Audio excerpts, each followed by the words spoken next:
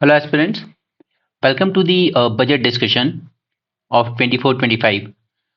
Now see, first thing is कि ये है आपका इंतरिम बजट कि पूरे साल का नहीं है, सिर्फ इंतरिम बजट है क्योंकि इलेक्शन ईयर में है हम लोग। तो यहाँ से अब जो भी न्यू गवर्नमेंट इलेक्ट होकर आएगी वो बाद में एक फुल बजट पेश करेगी in month of you can say मई और जून।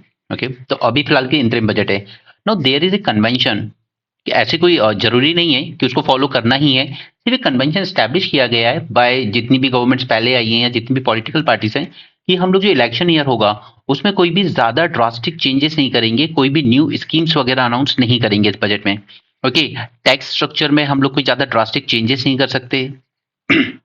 फॉर एग्जाम्पल, अगर किसी गवर्नमेंट को लग रहा है कि वो इलेक्शन हार रही है, देखिए से फॉर एग्जाम्पल 2014, उसमें अगर वो अनाउंस कर दे कि हम इनकम टैक्स खत्म करते हैं पूरी तरीके से, या ट्रम्प की तरह कह दे कि हम कॉर्पोरेशन टैक्स खत्म करते हैं, तो ये बहुत ड्रास्टिक स्टेप्स होंगे, राइट। तो इलेक्शन में उनको फायदा मिल जाएगा, बट ओवरऑल इस तरह की चीजें अनाउंस करके इलेक्शन जीतना दैट वुड बी अनफेयर। तो एक कन्वेंशन स्टैब्लिश किया गया है कि इंटरिम बजट यानी कि इलेक्शन ईयर में हम लोग ज्यादा ड्रास्टिक चेंजेस नहीं करेंगे।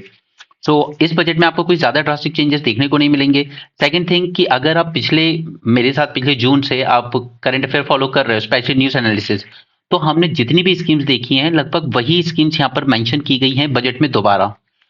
अब स्कीम साल भर में बहुत सारी आती हैं, लेकिन जो स्कीम्स आपकी बजट में मेंशन कर दी जाती है ना, वो आपके एग्जाम के लिए बहुत ज्यादा इंपॉर्टेंट हो जाती है। यानी कि गवर्नमेंट वहां पर स्पेशली एम्फेसाइज कर रही है कि हमने इस स्कीम से सक्सेस अचीव की है।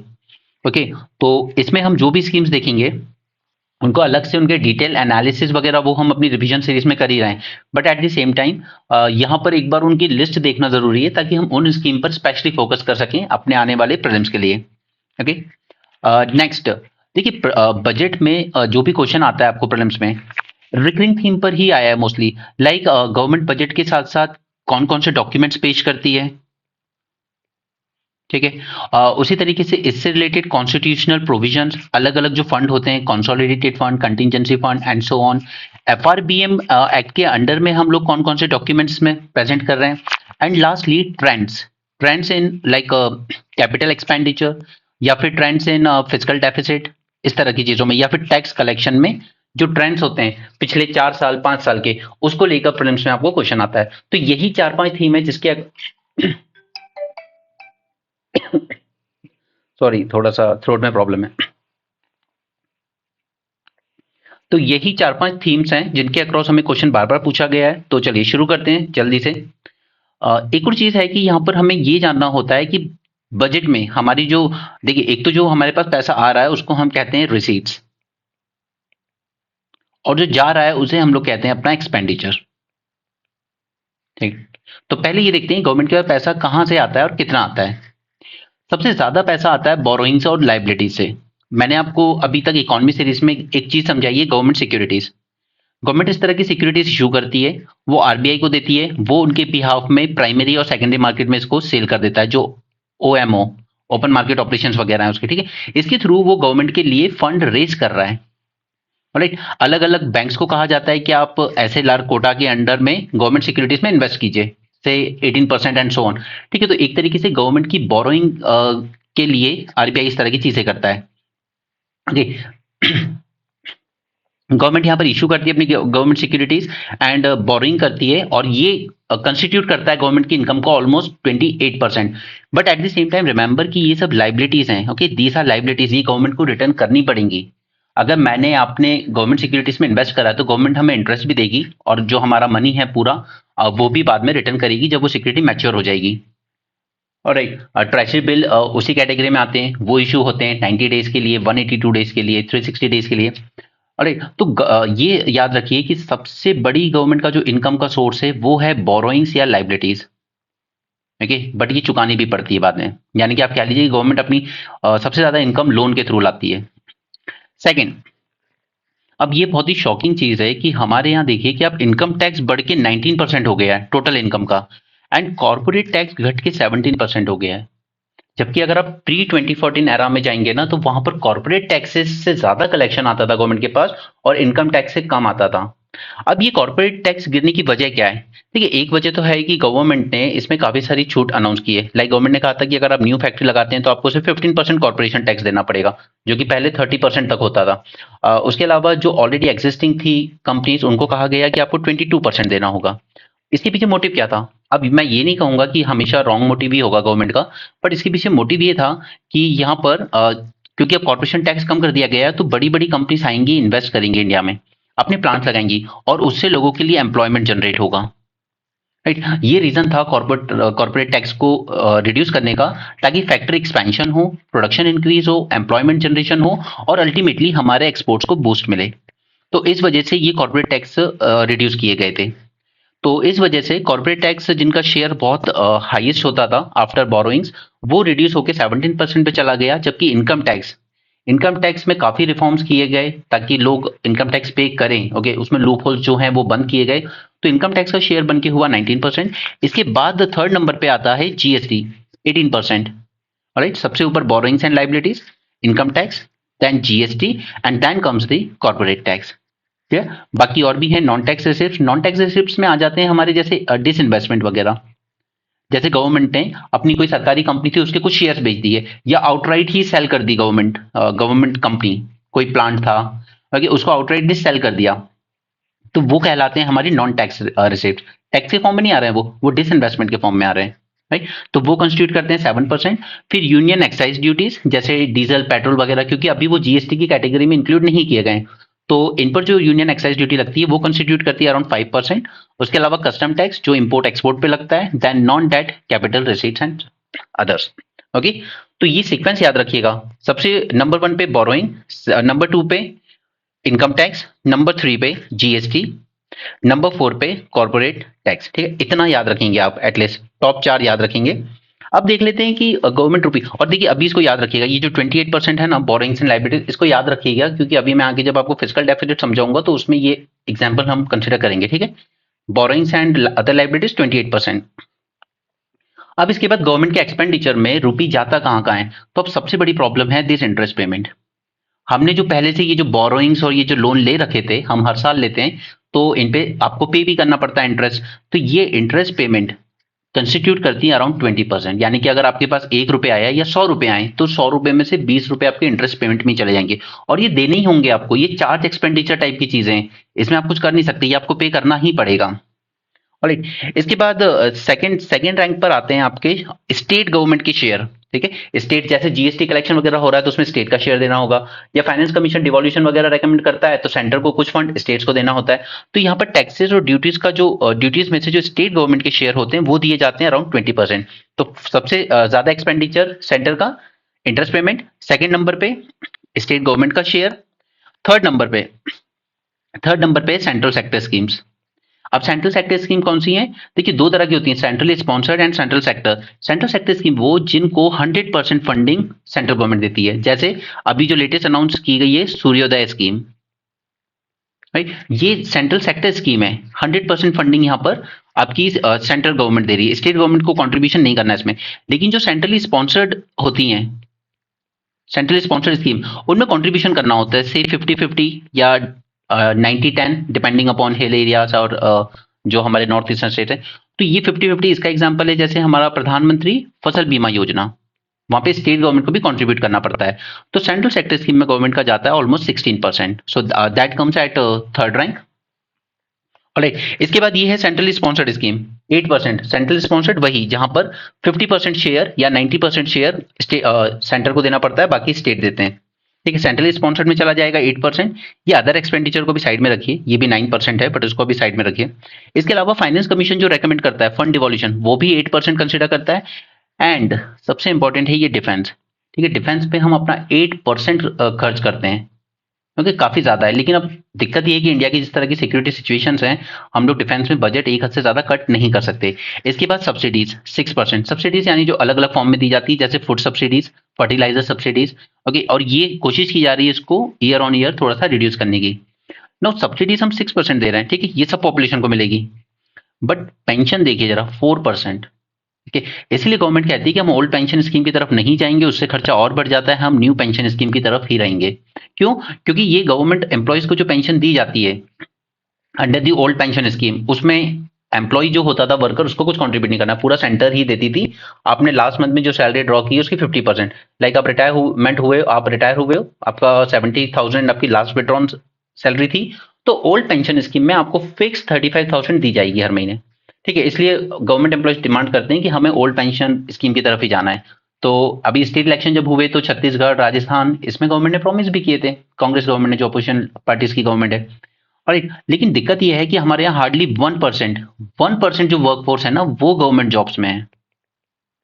ठीक, और मैंने आपके साथ एक सेशन में old pension scheme versus new pension scheme discuss किया हुआ है, अगर आप पहले फॉलो कर रहे होंगे तो आपको पता होगा।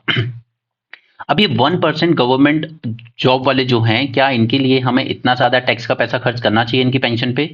तो गवर्नमेंट कहती है नहीं, हम जाएंगे new pension scheme. New pension scheme सभी के लिए है, ठीक है, आप प्राइवेट सेक्टर में काम कर रहे हो तो आप इसमें एनरोल कर सकते हो, इसमें कंट्रीब्यूशन करना पड़ता है आपको, जितना आप करोगे उतना ही गवर्नमेंट भी कर देती है अपनी तरफ से, और फिर वो पैसा इन्वेस्ट किया जाता है अलग अलग जगह पर, और उससे जो रिटर्न आएंगे उस पर डिपेंड करती है कि आपकी पेंशन कितनी होगी। तो न्यू पेंशन स्कीम में आपकी पेंशन फिक्स नहीं है, but at the same time जो गांधी जी कहते थे कि जो करना है पहले खुद पे इंप्लीमेंट करो, okay, be the change that you want to see in the world. तो न्यू पेंशन स्कीम नेताओं ने अपने ऊपर लागू नहीं की है, ठीक है, ये गवर्नमेंट एम्प्लॉयज के लिए लागू की गई है, बट जो हमारे पॉलिटिशियंस हैं, एमपी एमएलए, ये अभी भी ओल्ड पेंशन स्कीम पर ही चल रहे हैं। ओके, तो यहां पर मैंने आपको एक चीज समझाई है जो आपको क्वेश्चन के फॉर्म में पूछी जाती है कि पैसा आ कहां से रहा है, उसका डिक्रीजिंग ऑर्डर सबसे ज्यादा से सबसे कम, और पैसा जा कहां रहा है उसका डिक्रीजिंग ऑर्डर सबसे ज्यादा से सबसे कम। ओके, तो ये एक क्वेश्चन बनता है आपका बजट से। नेक्स्ट, अब देखते हैं कि बजट आखिर हमारा है क्या। देखिए, budget is kind of fiscal policy. एक होती है हमारी हमारी मॉनेटरी पॉलिसी, जो मैंने आपको समझा चुका हूं, वो कौन डिसाइड करता है? हमारा आरबीआई डिसाइड करता है बाय मंथली, हर 2 मंथ में उसकी मीटिंग होती है मॉनेटरी पॉलिसी कमेटी की, और वो डिसाइड करता है कि हमें रेपो रेट कितने रखने हैं, इंक्रीज करता है या डिक्रीज करता है, उस हिसाब से आपका मनी सप्लाई मार्केट में इंक्रीज होगा या डिक्रीज होगा। राइट, तो वो हो गया मॉनेटरी पॉलिसी टूल, आरबीआई करता है। ये है फिस्कल पॉलिसी जो गवर्नमेंट डिसाइड करती है। तो फिस्कल पॉलिसी में करना क्या होता है, गवर्नमेंट को अपने रिसोर्सेज, यानी कि जो टैक्स से पैसा आ रहा है, जितनी भी इनकम हो रही है, इन रिसोर्सेज को एलोकेट करना होता है for attaining some social economic goal, ताकि ओवरऑल इकोनॉमी में ग्रोथ प्रमोट की जा सके। Okay, that's how you can say कि हम एक फिस्कल पॉलिसी को किस तरह से डिफाइन करते हैं। यहाँ पे गवर्नमेंट ने कहा है कि हमें 2047 तक बनना है डेवलप नेशन। राइट, इसमें 3 चीजों पर हमें फोकस करने की जरूरत है। पहला, डेमोक्रेसी, जिसका खुद गवर्नमेंट नाच लगा रही है, ईडी के थ्रू, सीबीआई के थ्रू हम लोगों ने देखा है, ठीक है, और चंडीगढ़ के मेयर के पोल हमने देखे, जहां पर किस तरीके से अपोजिशन वालों के वोट कैंसिल कर दिए गए। 2016 होने के बाद भी बीजेपी जीत गई। राइट, तो डेमोग्राफी को स्ट्रेंथन करना है, तो सॉरी, ये वाला पॉइंट इधर आएगा है डेमोक्रेसी में, आई एम सॉरी, यहाँ पे थोड़ा सा गड़बड़ हो गया, ये डेमोक्रेसी में जाएगा, एंड नीचे वाला आएगा हमारा डेमोग्राफी में, आई एम सॉरी।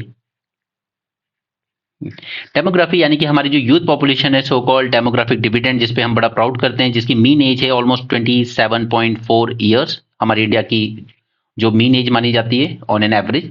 बट हमारा डेमोग्राफिक डिविडेंड कितना अच्छे से काम कर रहा है वो हम देख ही रहे हैं, इन द कंटेक्स्ट ऑफ कि लोग इसराइल तक जाने को तैयार हैं वर्क के लिए, जो कि एक कन्फ्लिक्ट जोन है इस वक्त।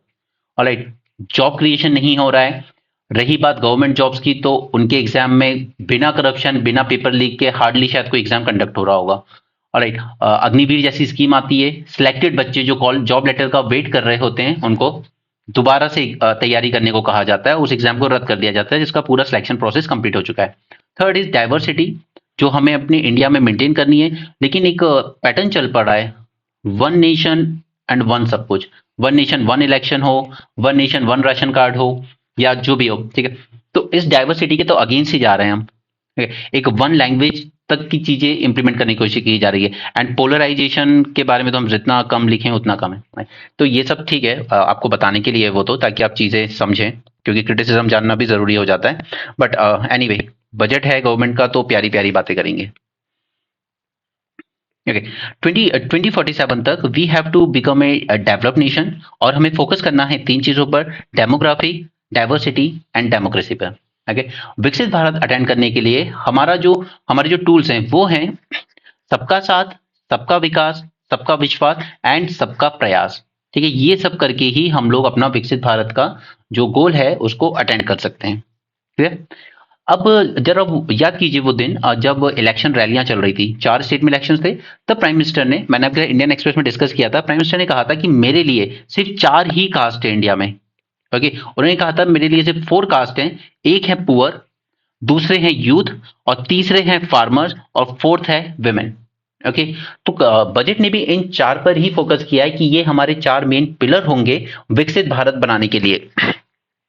सबसे पहले पुअर, तो उसके लिए जरूरी है कि हम इंक्लूसिव डेवलपमेंट की बात करें। ऐसा नहीं कि देखिए हम थर्ड लार्जेस्ट इकोनॉमी बन जाएंगे वर्ल्ड की तो let's clap for it, alright, या हम $5 ट्रिलियन इकोनॉमी बन जाएंगे तो again let's clap for it. No, पहले इंक्लूसिव होना बहुत जरूरी है। ऐसा नहीं है कि ये पूरा 5 ट्रिलियन में से 4 ट्रिलियन 10% रिच पॉपुलेशन कैरी कर रही है और बाकी की पॉपुलेशन पीछे छूट जा रही है। तो हमें इंक्लूसिव डेवलपमेंट को इंश्योर करना होगा। उसके लिए काफी सारी जैसे स्कीम्स चलाई जाती हैं, वो सब अभी मैं आगे आपके साथ डिस्कस करूंगा। दूसरा, यूथ पे फोकस करना है, तो इंफ्रास्ट्रक्चर, चाहे वो इंफ्रास्ट्रक्चर फिजिकल हो in the form of road bridge वगैरह, क्योंकि वो ऑब्वियसली बात है यूथ को एम्प्लॉयमेंट देता है। सिमिलरली जो सोशल इंफ्रास्ट्रक्चर हो, जैसे स्कूल, हॉस्पिटल्स, स्किल्स, उनमें भी हमें इन्वेस्ट करना है, राइट। स्टार्टअप्स को बढ़ावा देना है ताकि लोग जॉब सीकर ना बने बल्कि जॉब क्रिएटर बने। सिमिलरली विमेन की हमें हेल्थ पे ध्यान देना है। आप इसी में डाल दीजिएगा पैपिलोमा वायरस वाला इशू। ओके, इसकी वैक्सीन दी जाएंगी 9 से 12 साल की बच्चियों को, क्योंकि सर्वाइकल कैंसर का सबसे बड़ा कॉज है। हाउसिंग, हाउसिंग के लिए स्कीम चलती है, प्रधानमंत्री ग्राम आवास योजना, शहरी Awas Yojana and so on. दूसरा, इनको रिप्रेजेंटेशन इंश्योर करना है, तो 33% हमने रिजर्वेशन दिया है in the legislative assembly and Lok Sabha. आप वो सब मेंशन कर सकते हो। फार्मर्स की बात करें तो फार्मर्स के लिए क्या हो जाता है, फार्मर्स के लिए, तो फार्मर्स के लिए हम लोग ई नैम लेकर आए ताकि एक national market, common national market create किया जा सके। अश्योर्ड एमएसपी का प्रोविजन कर रहा है, एंड मोस्ट इंपॉर्टेंटली एक sunrise sector that is food processing industry, इसको एनकरेज करने के लिए वर्क करेगी गवर्नमेंट। ओके, तो ये सिर्फ इसने माना है कि ये 4 पिलर हैं जिस पर हमें थोड़ा सा वर्क करना होगा। अब देखिए बात आते हैं थोड़ा सा कॉन्स्टिट्यूशन एंगल पे आते हैं, तो कॉन्स्टिट्यूशन बजट वर्ड यूज ही नहीं करता है, वो यूज करता है वर्ड एनुअल फाइनेंशियल स्टेटमेंट। अरे, under article 112 president shall cause the annual financial statement to be laid down, या ये कह लीजिए कि गवर्नमेंट की जो रिसीट्स हैं यानी कि जो भी इनकम है और एक्सपेंडिचर है, इसका बही खाता हाउस के सामने रखना होगा। This comes under article 112। और स्टेट असेंबली की बात करें तो वहां पर जो एनुअल फाइनेंशियल स्टेटमेंट या बजट रखा जाता है वो आता है अंडर आर्टिकल 202। ठीक है, तो अब इसको बजट को बनाता कौन है, ये चीजें याद रखिएगा प्लीज। मिनिस्ट्री ऑफ फाइनेंस के अंडर में डिपार्टमेंट ऑफ इकोनॉमिक अफेयर्स होता है, डीईए। उसके अंदर एक बजट डिवीजन होती है जो क्रिएट करती है बजट। ठीक है, ये बजट फॉर्मुलेशन काम करती है। और इसी डिपार्टमेंट के अंडर में एक और डिवीजन होती है which is called as economic division. ठीक है, और ये पब्लिश करती है हमारा इकोनॉमिक सर्वे। ठीक है, तो ये याद रखिएगा, मिनिस्ट्री ऑफ फाइनेंस के अंडर में डिपार्टमेंट ऑफ इकोनॉमिक अफेयर, उसके अंदर 2 डिवीजन, एक बजट डिवीजन जो बजट का काम देखेगी, दूसरी इकोनॉमिक डिवीजन जो इकोनॉमिक सर्वे प्रिपेयर करेगी under the guidance of chief economic adviser. Right, तो ये कुछ बेसिक फैक्ट्स हैं जो याद रखिएगा। अब 3 टर्म्स इन्होंने इस बार गवर्नमेंट ने एम्फेसाइज किए हैं, outlay, output and outcome. See, outlay यानी कि मैं कह दूं कि मैंने 10 या गवर्नमेंट ने 10,000 करोड़ रुपीस सैंक्शन किए हैं एजुकेशन के लिए, स्कूल एजुकेशन के। ठीक है, तो ये तो आउटले हो गया गवर्नमेंट की तरफ से, उसने तो पैसे दे दिए, उसने अपना काम कर दिया। लेकिन आउटपुट हमें तब दिखेगा जब इस 10,000 करोड़ से सपोज कि 1000 स्कूल्स बनाए गए। अच्छा, ठीक है, तो वो आउटपुट हो गया कि इस पैसे से क्या आउटपुट निकला कि 1000 स्कूल्स बन गए। बट अब आउटपुट से हमें अपना फोकस शिफ्ट करना है आउटकम की तरफ कि ये 1000 स्कूल्स तो बन गए, पर क्या बच्चों ने कुछ लर्न किया, क्या लर्निंग आउटकम्स हमें अच्छे मिले। ठीक है, प्रथम का सर्वे तो कुछ और ही कहता है, 14 से 18 साल के बच्चे क्लास 2 का टेक्स्ट नहीं रीड कर पा रहे हैं, बेसिक कैलकुलेशंस नहीं कर पा रहे हैं। ठीक है, तो ये लर्निंग आउटकम पे हमें फोकस करना है। ऐसा नहीं है कि गवर्नमेंट सिर्फ ये कह दे कि हमने तो इतना पैसा दे दिया स्कूल एजुकेशन के लिए, बात खत्म। नो, आप फोकस कीजिए आउटपुट, क्या उस पैसे से स्कूल्स बने, और अगर स्कूल्स बने तो क्या उनमें वो क्वालिटी थी कि बच्चों के लर्निंग आउटकम हमें अच्छे तरीके से दिख रहे हो। ओके। तो इन तीन चीजों पर फोकस किया जा रहा है। इंतरिम बजट में ऑलरेडी बता चुका हूं, ये एक तरह का कन्वेंशन है, ऐसा कोई कॉन्स्टिट्यूशन में मेंशन नहीं है कि इंतरिम बजट जैसा कोई वर्ड भी होता है। ओके। इसमें हम लोग कोई फ्रेश टैक्स प्रपोजल नहीं रख सकते, कोई नई स्कीम वगैरह लॉन्च नहीं करते हैं, जस्ट एक कन्वेंशन। लेकिन पता जो 2019 का बजट आया, 2019 का बजट, हाँ 2019 का जो बजट था ना, उसने काफी ड्रास्टिक चीजें की थी, उसने काफी नई नई चीजें लॉन्च की थी। जैसे आप याद कीजिए पीएम किसान स्कीम, ठीक है, उसमें क्या कहा गया था कि हम किसानों को हर साल 6,000 रुपए देंगे। ठीक है, तो इस तरह की चीजें की नहीं जाती हैं जनरली इंटरिम बजट में, लेकिन 2019 में गवर्नमेंट ने की, उनकी मर्जी थी। ठीक है, इसलिए मैंने कहा ये कन्वेंशन है, ये ऐसा कोई कॉन्स्टिट्यूशन नॉर्म नहीं है जिसको फॉलो करना ही पड़ेगा। गवर्नमेंट की मर्जी है, किया तो ठीक, नहीं किया तो ठीक। राइट, इस बार वो अपनी विक्ट्री को लेकर काफी कॉन्फिडेंट है BJP, after winning these three states, the Hindi Hindi language states. Okay, तो यहाँ से वो कॉन्फिडेंस बहुत है, इसलिए इस बार उसने ऐसा कुछ ज्यादा ड्रास्टिक चेंज किए नहीं। 2019 में ज्यादा ड्रास्टिक चेंजेस किए थे, कुछ अच्छी अच्छी स्कीम्स अनाउंस की है। स्कीम्स तो नहीं, बस ये कहा है कि इसमें एलोकेशन बढ़ाएंगे वगैरह वगैरह। तो मैं आपके साथ ही सारी scheme one by one discuss करूंगा सेपरेटली। इस सेशन को उतना ज्यादा नहीं ले जाऊंगा, यहाँ पे मैं फोकस वहीं रखूंगा जहां से प्रीलिम्स में क्वेश्चन आ सकता है। ठीक है, स्कीम लॉन्च करेंगे हम डीप टेक के लिए, स्कीम लॉन्च करेंगे हम बायो मैन्युफैक्चरिंग, बायो फाउंड्री के लिए। लेकिन ये सब सिर्फ अभी बताई है, इसमें कुछ स्पेसिफिकली नहीं मेंशन किया गया, वो गवर्नमेंट ने कहा है कि हम बताएंगे फुल बजट में। अभी उन्होंने सिर्फ ये बताया कि ये सब हमारे फोकस एरियाज हैं जिन पे हम इस साल फोकस करना चाहते हैं, बट इसके बारे में पूरी डिटेल या इनके रिगार्डिंग जो भी स्कीम्स वगैरह लॉन्च करनी होगी गवर्नमेंट को, वो मेंशन की जाएगी आपकी जब फुल बजट दोबारा प्रेजेंट किया जाएगा। क्लियर है? Bio manufacturing, blue economy too एक इंपॉर्टेंट टॉपिक है, इस पर मैं आपके साथ मेंस 450 प्लस में एक सेपरेट सेशन करूंगा। ठीक है, ये ज्यादा जरूरी है मेरी नजर में एटलीस्ट।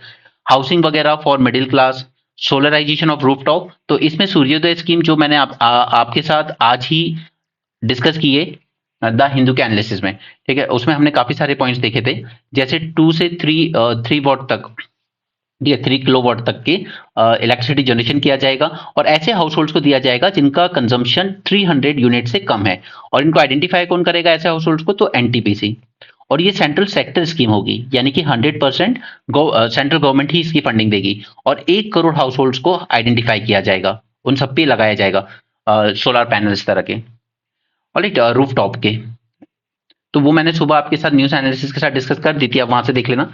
थोड़ा सा डिफरेंस देख लेते हैं कि इंटरिम बजट और फुल बजट जो एनुअल बजट होता है उसमें फर्क क्या है। देखिए, ये सिर्फ एक स्टॉप गैप अरेंजमेंट होती है जब तक कि न्यू गवर्नमेंट इलेक्ट होकर ना आ जाए। मई के अराउंड तक फाइनल हो जाता है कि कौन सी गवर्नमेंट बन रही है, फिर वो अपना फुल बजट पेश करेगी। ठीक, एनुअल बजट वो पूरा कॉम्प्रिहेंसिव बजट होता है, ये कोई स्टॉप गैप अरेंजमेंट नहीं है टेम्पररी 2-4 महीने के लिए। कॉम्प्रिहेंसिव उसमें सब कुछ आता है, ठीक है, वो हर साल दिया जाता है, ये सिर्फ इलेक्शन ईयर में दिया जाता है।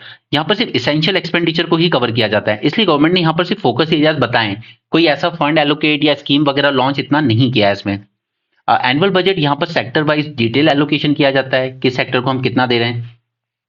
इसमें एक चेंज, टैक्स में चेंजेस या न्यू स्कीम्स वगैरह जनरली ज्यादा अनाउंस नहीं की जाती जनरली, ओके, जबकि यहाँ पर आप न्यू टैक्सेस हो, न्यू स्कीम्स हो, आप सब कुछ अनाउंस कर सकते हो। ओके, एक कंसेप्ट हुआ करता था vote of account under article 116, लेकिन अब इसकी जरूरत नहीं पड़ती है।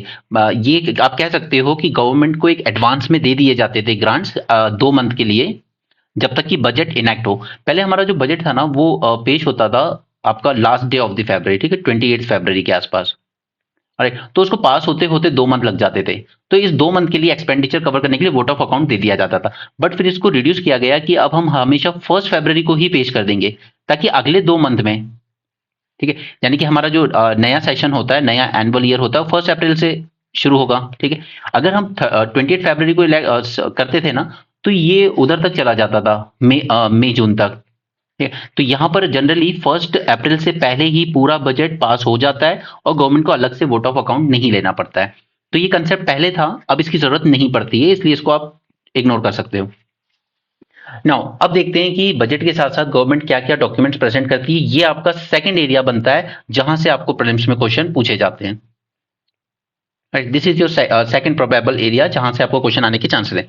First, under article 112 of the constitution, okay, 112 annual financial statement government produce करेगी। ठीक, फिर under article 113 and 114 demand for grant, यानी कि सरकार जितनी भी मिनिस्ट्री हैं सभी मिनिस्ट्री से कुछ डिमांड आई होगी कि हमें इतना फंड चाहिए उतना फंड चाहिए, तो ये सब गवर्नमेंट यहाँ पर प्रेजेंट करेगी। इसके बाद third is finance bill. Finance bill को पास किए बिना आप कोई भी टैक्सेस रेस नहीं कर सकते। ओके और ना ही आप कंसोलिडेटेड फंड ऑफ इंडिया से कोई पैसा खर्च कर सकते हो। This comes under article 1110। ठीक है, ये सब आपकी लक्ष्मीकांत में है। मैं सिर्फ आपको एक बार ये सारे डॉक्यूमेंट दिखा रहा हूं क्योंकि इस तरह की चीजें पूछी गई हैं प्रीलिम्स में। डॉक्यूमेंट्स ही पूछे जा सकते हो, कई बार आपको सीक्वेंस ही पूछा जा सकता है कि कौन सा किसके बाद प्रेजेंट किया जाता है। इसके बाद अंडर एफआरबीएम एक्ट 2003 ये हमें क्या कहता है कि हमें अपने जो भी है फिजिकल डेफिसिट वगैरह, प्राइमरी डेफिसिट, रेवेन्यू डेफिसिट, इन सबको एक रेंज से नीचे ही रखना है।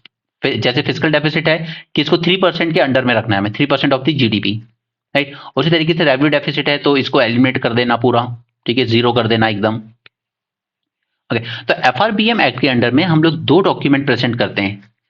First is macroeconomic framework statement. Remember this macroeconomic framework statement and medium term fiscal policy come fiscal policy strategy statement। ये दो, ठीक है, इनके नाम याद रखने ही अपने आप में थोड़ा टेढ़ी खीड़ है, बट रखने पड़ेंगे। ठीक है, पूछा गया है ऐसे क्वेश्चन प्रीलिम्स में पहले।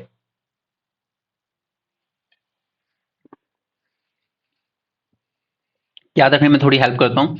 एक तो मैक्रो इकोनॉमिक, यानी कि मैंने आपको इकोनॉमिक से लेक्चर में बताया है मैक्रो इकोनॉमिक, मैक्रो टूल्स क्या होते हैं हमारे, macro economic tools and micro economic tools.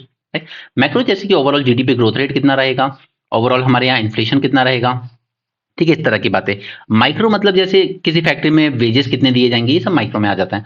तो मैक्रो इकोनॉमिक यानी कि ओवरऑल इकोनॉमी के जो मेन मेन इंडाइसेस हैं, इंडिकेटर्स हैं, उनके बारे में स्टेटमेंट दी जाती है। दूसरा, मीडियम टर्म में हम फिजिकल पॉलिसी और उसमें फॉलो करने के लिए कौन सी स्ट्रेटेजी यूज करेंगे वो बताया जाता है।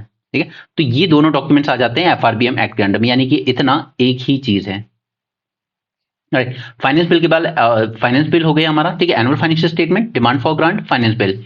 इसके बाद एफआरबीएम एक्ट के अंडर में दो डॉक्यूमेंट, उसके बाद एक्सपेंडिचर बताएगी गवर्नमेंट अपने, फिर रिसीट बताएगी, उसके बाद पूरा एक्सपेंडिचर प्रोफाइल बताएगी, बजट एट ग्लांस पेश किया जाता है, की फीचर्स बताए जाएंगे बजट के, और finally implementation of budget announcement, यानी कि जो लास्ट ईयर जो बजट था ना, जैसे लास्ट ईयर का बजट हमारा कौन सा रहा होगा, 2023-24 का, ये जो लास्ट ईयर का बजट रहा है इसके बारे में आपने जो भी एलोकेशन किया था, जो भी किया था, तो उस पर एक स्टेटमेंट देनी पड़ती है कि हाँ हमने इतना कुछ किया। सिर्फ ऐसा नहीं है कि उस पिछले बजट में प्रॉमिस ही किया था, बल्कि हमने किया भी है वो चीज।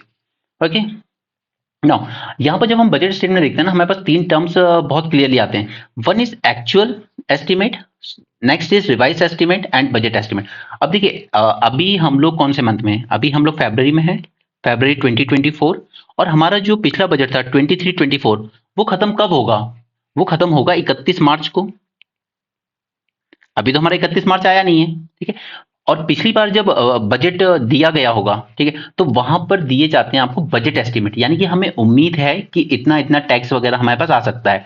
फिर उसको यहाँ फरवरी तक आते आते हम लोग नए बजट के साथ रिवाइज एस्टिमेट प्रेजेंट करते हैं कि हमने पिछली बार हमें ऐसा ऐसा अंदाजा था कि इतना इतना टैक्स कलेक्शन हो सकता है, इतना एक्सपेंडिचर हो सकता है, तो उसी पे अगर कुछ चेंजेस वगैरह हुए हैं उसमें कि आपकी एक्सपेक्टेशन से ऊपर या नीचे गया है, तो आपको रिवाइज एस्टिमेट प्रेजेंट करने पड़ते हैं पिछले साल के।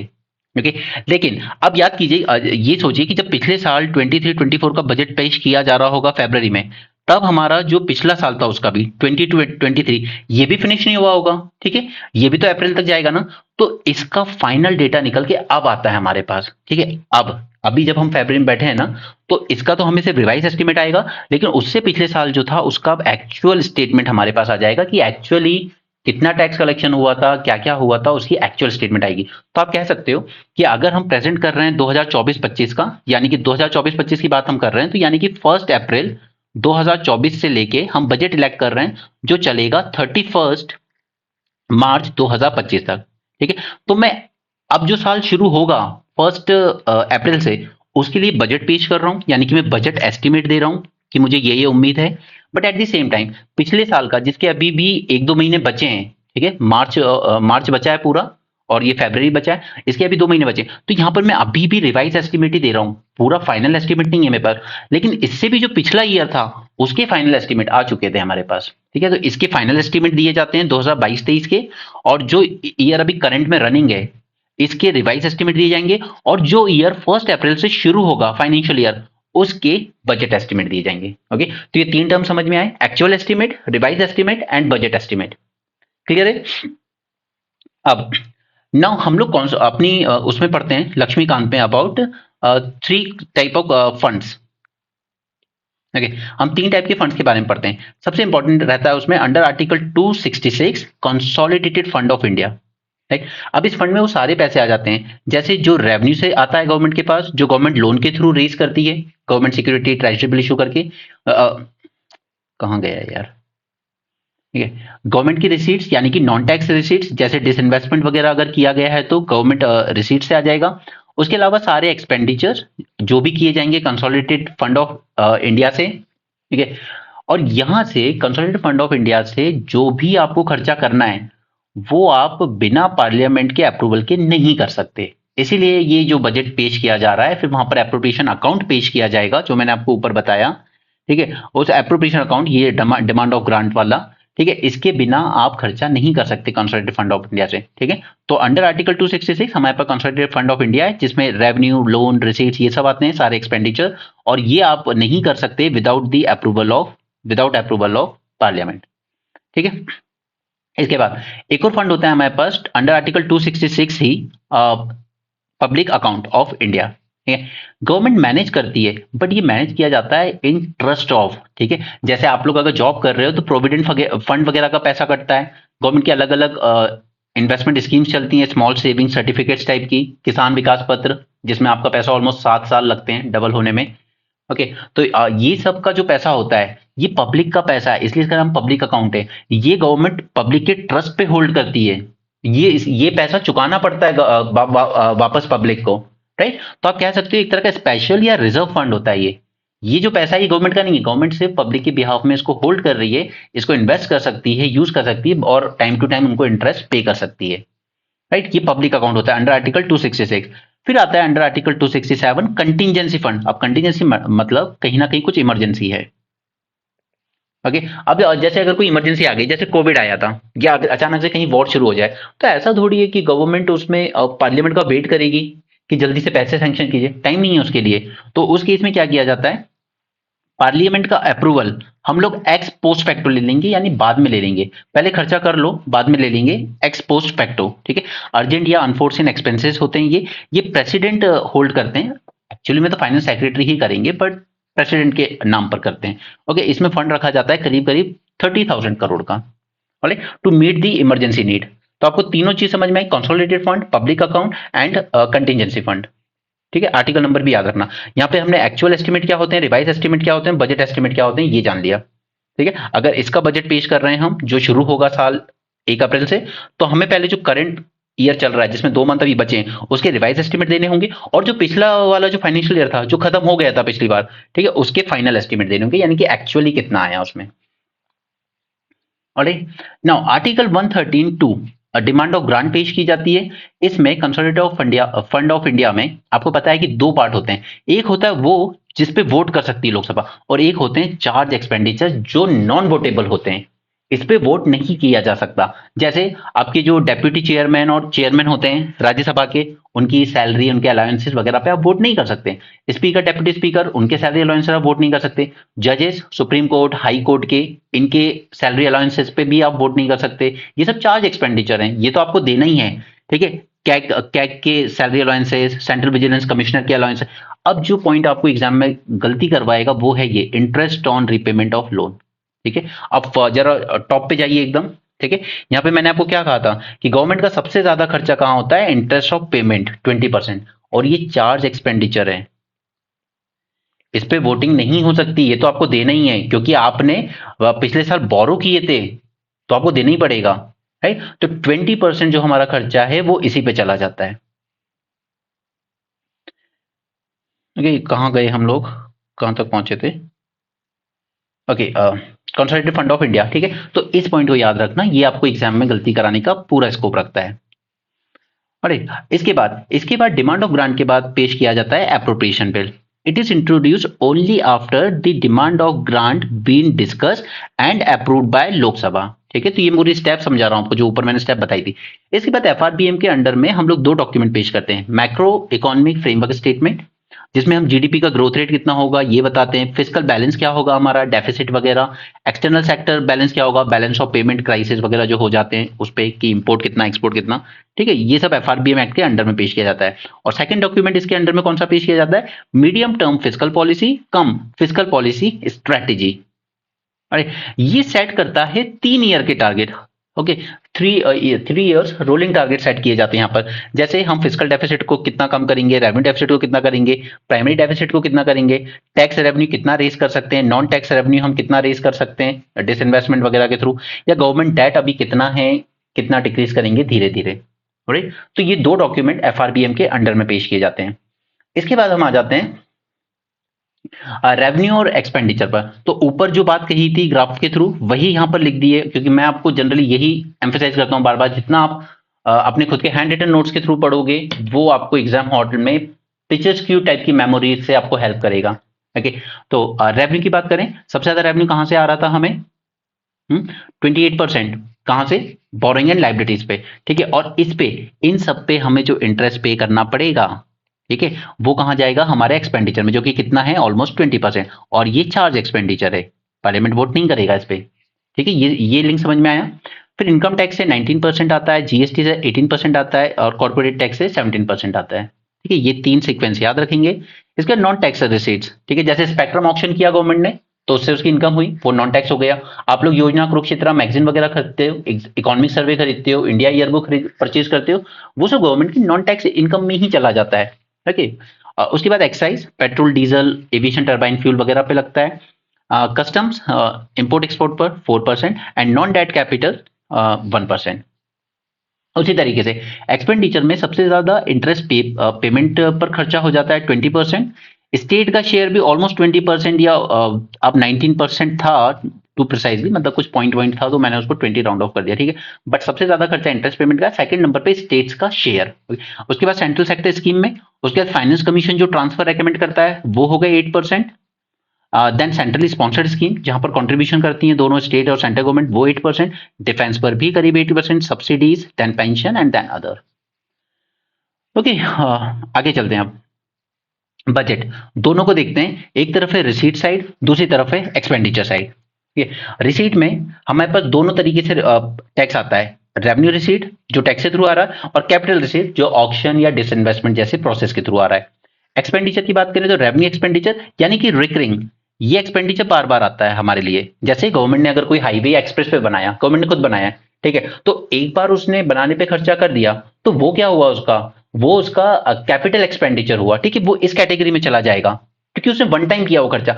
लेकिन उसी एक्सप्रेसवे हाईवे को मेंटेन तो करना होगा ना, साल दर साल डैमेज होंगे, रिपेयर करने होंगे, मेंटेनेंस पे खर्चा होगा उसमें, तो अब उसी ब्रिज पे या एक्सप्रेसवे पे जो खर्चा होगा ना वो रेवेन्यू एक्सपेंडिचर आएगा, ये रिकरिंग है, हर साल करना है हमें ये खर्चा, राइट। तो रेवेन्यू कैपिटल का मतलब समझ में आया, रेवेन्यू मतलब रिकरिंग खर्चा जो हर साल देना, जैसे लोगों की सैलरी पेंशन, गवर्नमेंट को अपने ऑफिसर्स आर्मी वगैरह में सैलरी पेंशन देनी पड़ती है, हर महीने देनी पड़ेगी, तो वो क्या बोलोगे आप, कैपिटल एक्सपेंडिचर या रेवेन्यू एक्सपेंडिचर, रेवेन्यू एक्सपेंडिचर, क्योंकि वो हर साल हर मंथ दिया जाएगा, रिकरिंग है, बार बार आएगा। कैपिटल वाला जो कि वन टाइम है, एंड सिर्फ वन टाइम ही नहीं बल्कि ये कुछ मेरा ऐसा खर्चा है जो कल को मुझे रिटर्न भी दे सकता है, क्योंकि ये कल को मुझे रिटर्न इनकम भी देगा। जैसे अगर गवर्नमेंट ने एक्सप्रेस वे बनाया तो वहां पे वो टोल कलेक्ट करेगी गाड़ियों से, तो वो हर महीने टोल का पैसा भी आएगा ना, तो वो एक तरह की इनकम भी दे रहा है, यानी कि मैं ऐसे एसेट्स बिल्ड करती है यहाँ पे गवर्नमेंट जो उसकी एक रेवेन्यू इनकम क्रिएट करते हैं, ठीक है। तो पहले रिसीट साइड समझ लेते हैं, इसमें आएंगी रेवेन्यू रिसीट यानी कि टैक्स टाइप की चीजें, दूसरी आएंगी कैपिटल रिसीट यानी कि जो वन टाइम ही आ रही है आपके पास। टैक्स की बात करते हैं, तो देखिए अभी हमने देखा सबसे पहले कि सबसे हाईएस्ट कंट्रीब्यूशन किसका रहा है इस साल, इनकम टैक्स का, ठीक है, सेकंड नंबर पे जीएसटी रहा है, उसके बाद थर्ड नंबर पे कॉर्पोरेशन टैक्स रहा है, this is first, GST second number पे रहा और कॉर्पोरेशन टैक्स थर्ड नंबर पे रहा, ठीक। और देखिए ये ऐसा नहीं है कि अगर आप अभी नोट्स बना रहे हो तो ये सेम ही रहेगा हर साल, ये चेंज हो सकता है कि इस साल गवर्नमेंट इनकम टैक्स से कम रेज करे और हमारी इकोनॉमी में कंजम्पशन बढ़ जाए तो जीएसटी से ज्यादा इनकम हो जाए गवर्नमेंट की, right, that is also possible.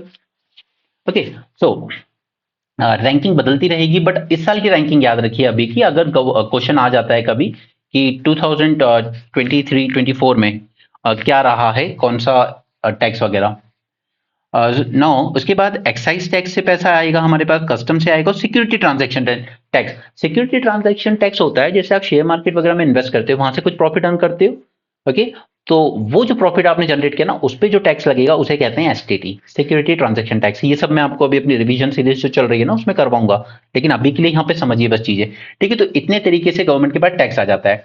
तो रेवेन्यू रिसीट में एक कैटेगरी हो गई टैक्स की। दूसरी पे चलते हैं नॉन टैक्स की। एग्जाम्पल लीजिए आरबीआई का।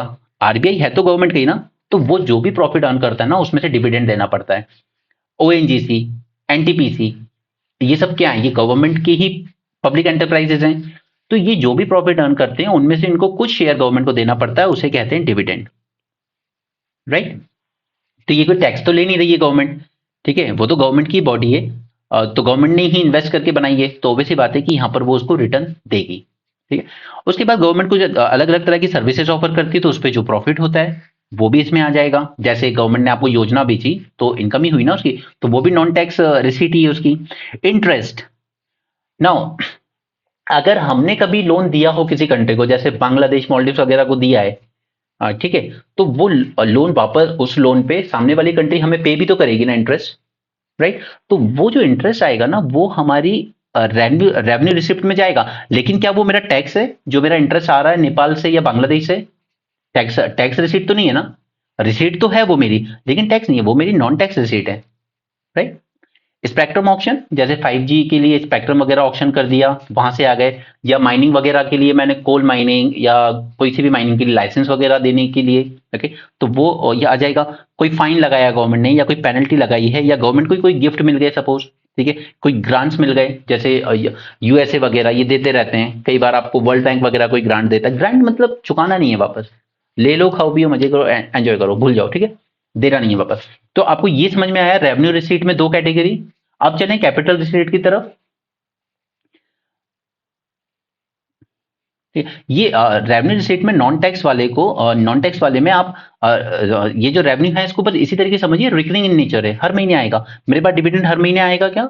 मेरी अगर कोई गवर्नमेंट कंपनी प्रॉफिट जनरेट कर रही है, ठीक है, मैं जो योजना वगैरह आपको हर मंथ सेल कर रहा हूं, तो मेरी नॉन टैक्स इनकम हो रही है एवरी मंथ, ठीक है। मैंने कहीं पे लोन दिया हुआ है किसी कंट्री को, तो वो मुझे हर महीने इसका इंटरेस्ट पे करेंगे, ठीक है। स्पेक्ट्रम ऑप्शन, मैं बार बार भी पे कर सकता हूँ, ठीक है, लॉन्च कर सकते हैं, जैसे 2G स्पेक्ट्रम के लिए किया, 3G spectrum, 4, 5, 6 and so on, okay. इसके बाद हम चलते हैं कैपिटल रिसीट में।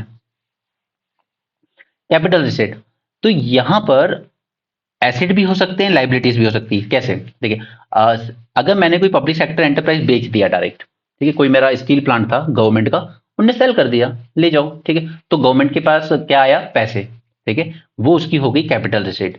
बट ये वन टाइम है, रिकरिंग नहीं होगा, बेच दिया आपने एक बार, खत्म, ठीक है। उसी तरह डिसइन्वेस्टमेंट, डिसइन्वेस्टमेंट यानी कि मैंने पूरी कंपनी नहीं बेची है, मैंने उसके कुछ परसेंट शेयर बेच दिए हैं। जैसे कोई गवर्नमेंट बैंक था सपोज, ठीक है, पब्लिक सेक्टर बैंक, उसमें गवर्नमेंट की शेयर होल्डिंग रही होगी 70%, गवर्नमेंट ने कहा हम इसको रिड्यूस करके 51% पे ले आते हैं, मेजोरिटी फिर भी अपने पास ही रहेगी 51%, लेकिन ये जो 24% हम लोग बेचेंगे ना, डिसइन्वेस्टमेंट करेंगे, उससे कुछ इनकम हो जाएगी गवर्नमेंट की, तो अगेन वो क्या कहलाएगी? गवर्नमेंट की कैपिटल रिसीट।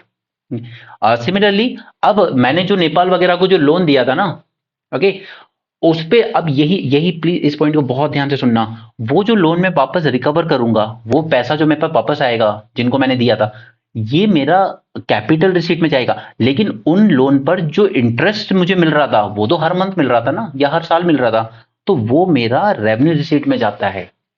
कि इस पॉइंट को अच्छे से समझ लो, जो लोन का पूरा पैसा मेरे पास वापस आएगा वो मेरी कैपिटल रिसीट है।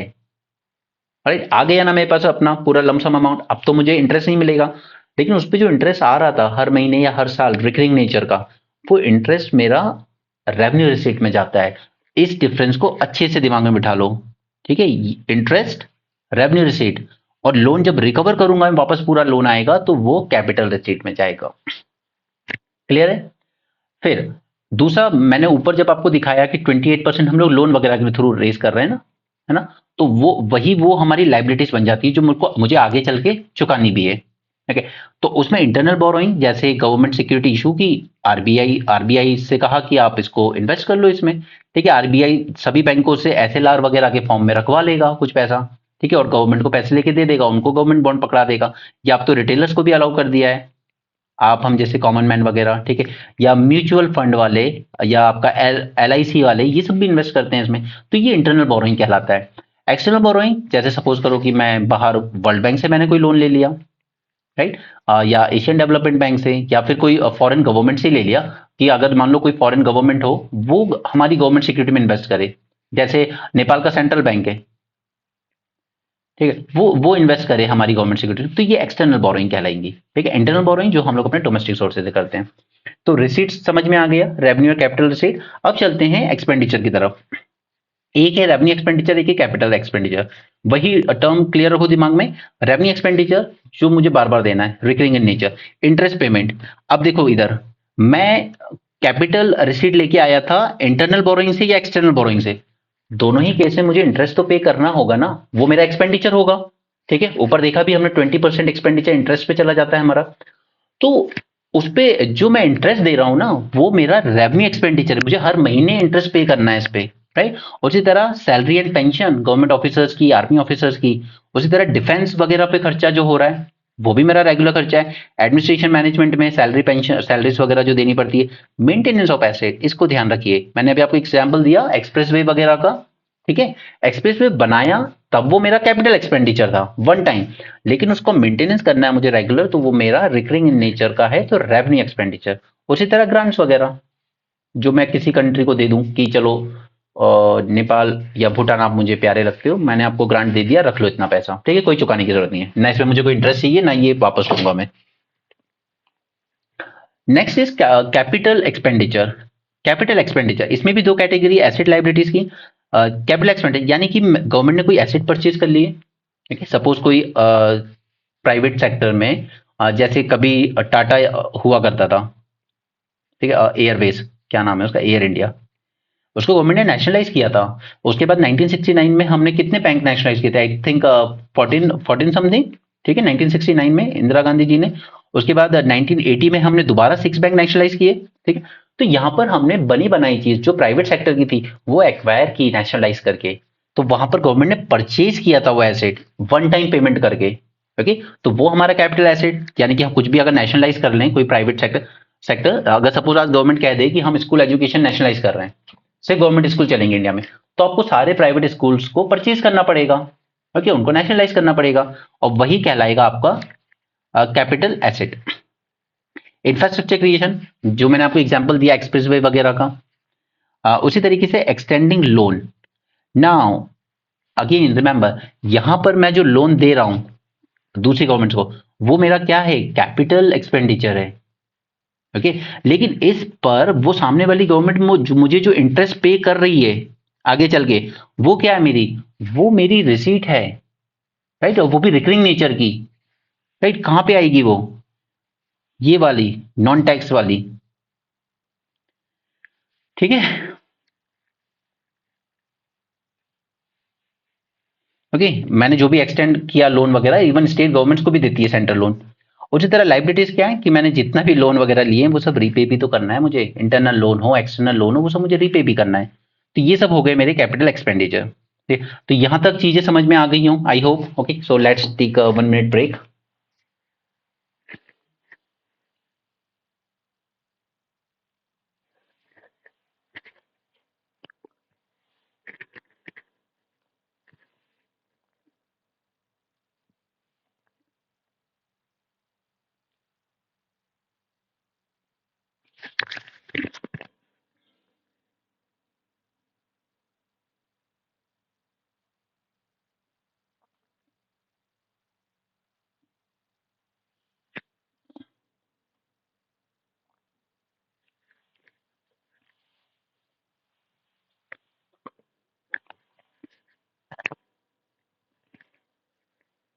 ओके,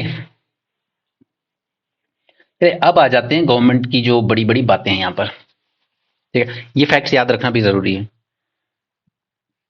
सबसे इंपॉर्टेंट होता है कंट्री के लिए कि उसकी तरक्की कितनी अच्छे से हो रही है, वो इससे पता लगाते हैं हम लोग कि गवर्नमेंट एक कंट्री में उसकी जीडीपी के कितना परसेंट टैक्स से आ रहा है, ठीक है, या उसकी जीडीपी का tax as a share of GDP, ये पता लगाना बहुत जरूरी हो जाता है। तो हम कह सकते हैं कि हमारा ऑलमोस्ट जो टैक्स टू जीडीपी रेशियो है, सेंट्रल टैक्स रेशियो जीडीपी ये 11.6% है। और इस 11.6% को ही फर्दर ब्रेक करें तो 6.6% आता है डायरेक्ट टैक्सेस। डायरेक्ट टैक्सेस कौन से होते हैं? इनकम टैक्स जो डायरेक्ट लोगों पे लग रहे हैं, कॉर्पोरेशन टैक्स डायरेक्ट कंपनी पे लग रहा है, राइट। इनडायरेक्ट टैक्स का शेयर है 5%। Indirect tax is like GST, ठीक है, जो हम डायरेक्ट नहीं पे कर रहे हैं। हम तो जाते हैं प्रोडक्ट खरीदा, जैसे 20 रुपए की मैगी खरीदी आपने, तो उसमें इनबिल्ट है वो टैक्स, वो डायरेक्टली नहीं लग रहा है आपको, डायरेक्टली अपनी जेब से अलग से टैक्स नहीं देना पड़ रहा है। बट इनकम टैक्स आपकी सैलरी अगर 50,000 है तो उसका कुछ परसेंटेज आपको देना पड़ता है डायरेक्ट। कॉर्पोरेशन टैक्स, एक कंपनी को प्रॉफिट हुआ तो उसका सर्टेन परसेंटेज उनको डायरेक्टली देना पड़ता है, तो वो सब डायरेक्ट टैक्स कहलाते हैं। ठीक है, ये इनडायरेक्ट टैक्स है। अब इनडायरेक्ट टैक्स की प्रॉब्लम ये है कि ये सब पे एक बराबर लगता है। इनकम टैक्स, कॉर्पोरेशन टैक्स, ये तो स्लैब के हिसाब से लगते हैं, राइट। जैसे अगर आपकी इनकम मान लो 5 लाख तक है तो कोई टैक्स नहीं है, उसके बाद 7.5 लाख, 10 लाख, 12.5 लाख, इसमें फिर अलग अलग स्लैब। जैसे जैसे आपकी इनकम बढ़ती जाती है आप पे टैक्स बढ़ता जाता है। ये सब इस तरीके का पैटर्न क्यों है? ताकि जो रिच, जो बहुत ज्यादा अर्न कर रहा है, उससे वेल्थ लेके थोड़ा डिस्ट्रीब्यूट किया जा सके, ताकि इनइक्वालिटी ज्यादा ना बढ़े। डायरेक्ट टैक्स से ये पर्पस होता है। देखिए इनडायरेक्ट टैक्स ना बराबर लगता है सब पे, इसका ये सबसे बुरी बात है। यानी कि अगर आपने एक मिल्क का पैकेट लिया, ठीक है, तो जो अमीर आदमी ने लिया है उसने भी उतना ही टैक्स पे किया होगा इस पे जितना कि आपने किया होगा। बट सपोज उसकी इनकम है 10 लाख रुपए महीना, उसे कोई फर्क नहीं पड़ना इतने से टैक्स है। लेकिन आपकी इनकम है अगर सपोज से 3,000 रुपए महीना, तो उस पर फर्क पड़ेगा आपको, राइट। तो हमेशा एक इकोनॉमी में अगर आपको ये देखना है कि इकोनॉमी कितना अच्छा वेलफेयर करे अपने लोगों का, तो हमेशा इनडायरेक्ट टैक्स का शेयर कम होना चाहिए, क्योंकि ये गरीब अमीरों पर बराबर लगता है। डायरेक्ट टैक्स का शेयर ज्यादा होना चाहिए, ठीक है, और वही हमारे यहाँ पर है इस वक्त। ऑलराइट, तो ये एक अच्छी बात है। नेक्स्ट, गवर्नमेंट का कहना है कि करीब 9.3 करोड़ टैक्स पेयर अब इनकम टैक्स पे कर रहे हैं। ओके, और इसमें से 96% इंडिविजुअल्स हैं एंड 9.48% हैं ये लोग वर्किंग पॉपुलेशन का। ये जो 9.3 करोड़ लोग हैं ना, यानी कि जो हमारी वर्किंग पॉपुलेशन क्या है हमारी, जो 18 से लेकर 60 ईयर के बीच के जो लोग हैं, ठीक है। बच्चों से तो टैक्स नहीं ले लोगे कि तुम पैदा हुए चलो इनकम टैक्स भरो, नॉट पॉसिबल ना। ओके, तो जो वर्किंग पॉपुलेशन सिर्फ उसके रेशियो में हम लोग निकालते हैं, तो हमारी करीब 9.48% पॉपुलेशन ऐसी है जो डायरेक्ट टैक्स पे कर रही है। इनडायरेक्ट टैक्स तो सभी पे करते हैं, आप कुछ भी परचेज कर लीजिए मार्केट से जाके, अब इनडायरेक्ट टैक्स आपको पे करना ही पड़ेगा। ओके, अब सेंटर की बात हो गई तो 11.6% है। यार, सेंटर की बात हुई तो 11.6%। उसी तरह स्टेट गवर्नमेंट के टैक्स का देखें अगर जीडीपी के रेशियो में, तो 5% है। यानी कहीं ना कहीं स्टेट गवर्नमेंट्स के पास दो रीजन है। एक तो उनके पास इतने सोर्सेस ही नहीं है। पहले सेल्स टैक्स एक बहुत बड़ा सोर्स होता था उनके लिए टैक्स का, तो वो जीएसटी में मर्ज हो गया है, राइट। तो उसके बाद पहली बात तो सोर्सेज की कमी। दूसरा, उनके लिए एक सबसे बड़ा सोर्स हो सकता है एग्रीकल्चर इनकम पे टैक्स लगाने का। ओके, और कॉन्स्टिट्यूशन ने ये अधिकार, एग्रीकल्चर इनकम को टैक्स करने का अधिकार भी स्टेट गवर्नमेंट्स को ही दिया है, लेकिन वो लगाती नहीं है ड्यू टू पॉलिटिकल रीजन। और वैसे हमारे यहाँ के फार्मर्स इतने रिच भी नहीं है, बट कुछ तो हैं, okay, like Punjab Haryana side के फार्मर फिर भी कंपैरेटिवली रिच है, राइट। तो एक तो इनके पास सोर्सेज ही कम है, कॉन्स्टिट्यूशन में सोर्सेज ही थोड़े कम एलोकेट किए गए इनको। और दूसरा जो सबसे बड़ा सोर्स हो सकता है एग्रीकल्चर इनकम, वो इनके पास ये लोग यूज नहीं करते हैं। ओके, सो कंबाइन अगर स्टेट गवर्नमेंट और सेंट्रल गवर्नमेंट का कंबाइन कर दें तो हम टैक्स टू जीडीपी हमारा कितना निकल के आएगा? 16.6%। क्लियर? इसी से रिलेटेड एक टर्म आ जाता है टैक्स बायोंसी। ये टैक्स बायोंसी ये होती है कि अगर हमारी जीडीपी 1% से इंक्रीज होती है तो हमारा tax tax collection, tax revenue कितने परसेंट से इंक्रीज होता है, ये कहलाता है टैक्स बायोंसी, राइट। और अगर ये 1 से बड़ा है यानी कि हमारा काफी इलास्टिक टैक्स सिस्टम है, और ये अच्छी बात होती है। और गुड थिंग इज कि अभी हमारी टैक्स बायोंसी 1.2% है।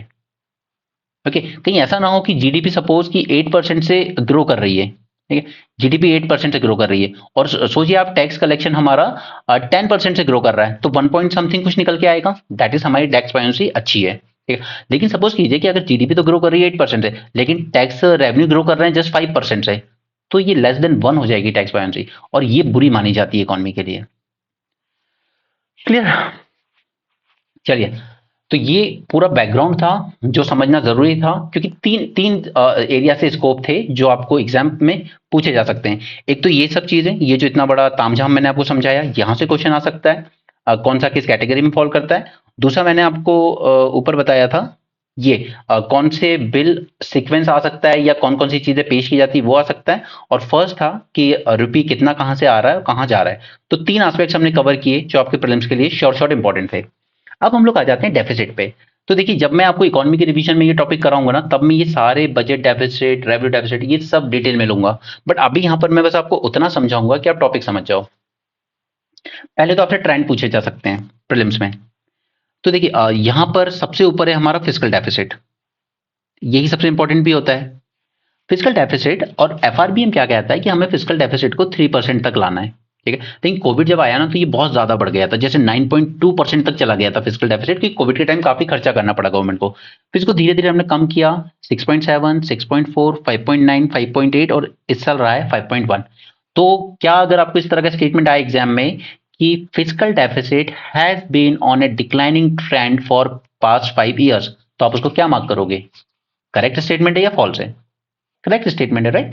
9.2 से 6.7, 6.4, 5.9, 5.8, 5.1। ओके, तो इस तरह के क्वेश्चन आते हैं आपको डेफिसिट से रिलेटेड कि ट्रेंड क्या रहा है इसमें। ओके, तो ये फिजिकल डेफिसिट हो गया, मैं भी एक्सप्लेन करूंगा इन सबको।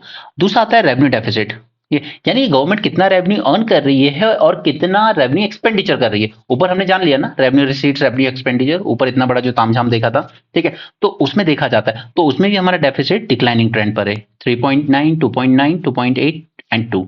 ओके, तो यहां पर भी हमें कंसिस्टेंटली डिक्लाइन देखने को मिलता है। नेक्स्ट आता है हमारा प्राइमरी डेफिसिट, अभी एक्सप्लेन कर दूंगा इन सबको। बट प्राइमरी डेफिसिट ये भी डिक्लाइनिंग ट्रेंड पर है, 3, 2.3, 2.3, 1.5। उसी तरीके से इफेक्टिव रेवेन्यू डेफिसिट वो भी डिक्लाइनिंग ट्रेंड पर है, 2.8, 1.7, 1.8 और 0 पॉइंट। यानी कि आप एक चीज कह सकते हो यहाँ से कि गवर्नमेंट ने पिछले 5 सालों में जो हमारा डेफिसिट है, डेफिसिट कंसोलिडेशन की तरफ आगे बढ़ी है, ठीक है। इसको धीरे धीरे रिड्यूस किया जा रहा है एफआरबीएम की लिमिट तक लाने के लिए, ठीक है। अभी 5.1 है, जल्दी इसको 3 तक ले आएंगे बाय 2026। क्लियर। दूसरा आपसे पूछा जाता है कि ये जो रेवेन्यू रिसिप्ट्स वगैरह हैं या एक्सपेंडिचर वगैरह हैं, ये कंसिस्टेंटली बढ़े हैं, कंसिस्टेंटली डिक्लाइन हुए हैं, इस तरह की स्टेटमेंट आपको आ जाती है। तो रिसीट में देख लें, रेवेन्यू रिसीट, कैपिटल रिसीट ऊपर बता ही दिए हैं सोर्सेस, तो ठीक है। तो यहां से ये बढ़ा इस पे, ठीक है, इससे भी मार्जिनली बढ़ा और यहाँ पे ही बढ़ा। यानी कि पिछले 4 साल में हमारे जो रेवेन्यू रिसीट्स हैं ये कंसिस्टेंटली इंक्रीज हुए हैं। क्लियर।